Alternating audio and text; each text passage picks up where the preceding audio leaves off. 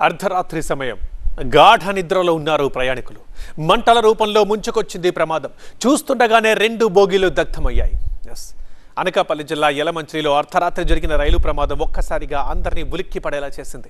టాటానగర్ ఎర్నాకుళం ఎక్స్ప్రెస్లో మంటలు అంటుకొని క్షణాల్లోనే 2 ఏసీ బోగీలు దగ్ధమవడం కలవరపరిచింది.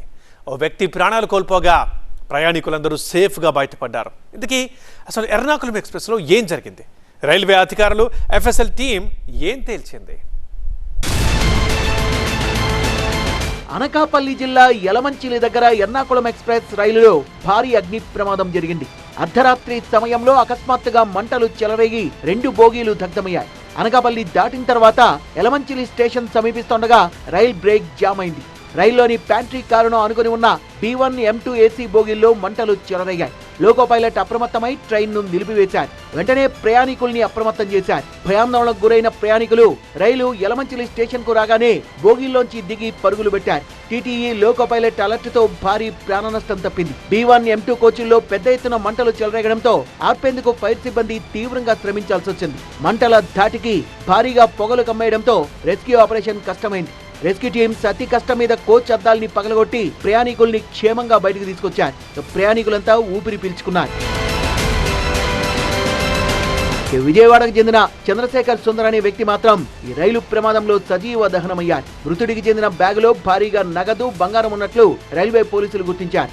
చంద్రశేఖర్ కుటుంబ సభ్యుల సమక్షంలో బ్యాగు తెరిచి చూడగా 5,80,000 రూపాయల నగదు, కొంత బంగారం ఉన్నట్టుగా తేల్చారు. వాటిలో చాలా వరకు నోట్ల కట్టలు కాలిపోయి ఉన్నాయి. విశాఖలో ఉన్న తన కూతురి దగ్గరకు వెళ్లి ఎర్నాకుళం ఎక్స్ప్రెస్ లో విజయవాడకు తిరిగి వస్తుండగా ప్రమాదంలో ప్రాణాలు కోల్పోయారు.